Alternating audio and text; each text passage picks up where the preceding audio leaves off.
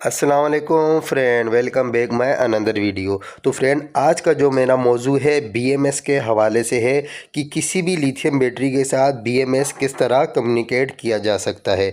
तो फ्रेंड, इंशाल्लाह बहुत ज़्यादा इन्फॉर्मेशन तमाम फ्रेंड्स को मिलेगी। अच्छा, ये एक हमारे घर के पास एक मस्जिद थी जिसके अंदर ये किसी टेक्नीशियन ने सोलर का सिस्टम लगाया था 3 से 4 माह पहले, लेकिन उनसे ये BMS कनेक्ट नहीं हुआ। आपको नज़र आ रहा होगा ये 61 का एरर आ रहा है और पूरा ये साइड पर रेड कलर की लाइट ब्लिंक हो रही है। अच्छा, ये वायर लगी हुई है, बेसिकली सिस्टम के साथ ये वायर आती है, लेकिन ये दो बैटरियों को आपस में पैरेलल करने के लिए लगाई जाती है। हर कंपनी का जो लिथियम बैटरी होती है, जो इन्वर्टर होता है या लिथियम बैटरी होती है, उनकी जो कम्युनिकेशन यानी कि जो BMS की वायर होती है वो डिफरेंट किस्म की होती है। यानी कि हर कंपनी की जो वायर्स होती हैं उनका जो कोड होता है वो डिफरेंट होता है। अब जो हमारे पास बैटरी है, सनसॉफ्ट कंपनी की बैटरी है लिथियम की 48 वोल्ट की, और इन्वर्टर जो है वो आपके सामने ट्रायन कंपनी का है। अच्छा, इस वक्त ये देखें 61 नंबर का, ये देखें 61 आपको एरर आ रहा है, और इस वक्त अपना ये देखो ट्रायन कंपनी का इन्वर्टर है, 61 नंबर का एरर आ रहा है और स्क्रीन हमारी ब्लिंक कर रही है।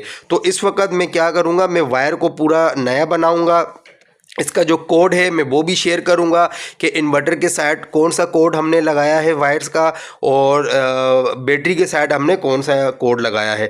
देखें, कोई भी सिस्टम लगाएं उसके अंदर जो सबसे अहम चीज़ होती है वो आपका BMS का कम्युनिकेशन होता है। यानी कि आपका जो इन्वर्टर का सॉफ्टवेयर है, जो आपका बैटरी का सॉफ्टवेयर है, उन दोनों को आपस में कम्युनिकेट करना बहुत ज़रूरी होता है।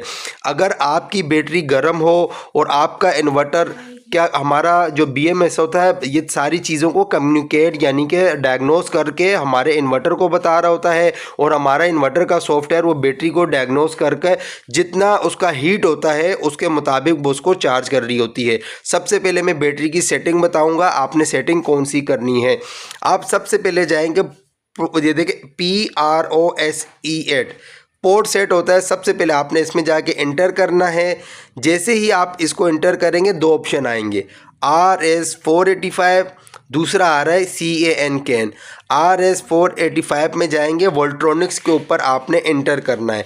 जैसे वोल्ट्रॉनिक्स के ऊपर इंटर करेंगे दो ऑप्शन आएंगे, यस और नो। आपने यस करके इंटर करना है, हमारा जो ये सेटिंग है सेव हो जाएगी। फिर आपने एस्केप यानी कि सबसे लास्ट वाला बटन दबाना है, CAN पर जाना है। कैन पर जाने के बाद आपने वोल्ट्रॉनिक्स, ये देखें वोल्ट्रॉनिक्स पर आकर आपने इंटर करना है और इसको यस करना है। यस करने के बाद ये हमारी सेटिंग सेव हो गई। यानी कि जो बैटरी की सेटिंग थी 100% हमारी सेव हो गई है, और जो बैटरी की वायर्स मैंने लगाई है CAN485 में लगाई है। देखें, अब इसके जो कम्युनिकेशन कोड है मैं आपको वो भी बताऊंगा कि आपने कौन से कोड इसके अंदर लगाने हैं। यानी कि वायर्स की ये जो वायर होती है इसके अंदर 8 तारें होती हैं, और हर 8 तारों का जो कलर होता है वो मुख्तलिफ कलर होता है। मैं आपको इंशाल्लाह, मेरा मकसद होता है कि आपको आसान ज़बान में समझाऊं ताकि जो टेक्नीशियन हजरात होते हैं उनको ये मेरा जो मकसद है वो समझ आ जाए।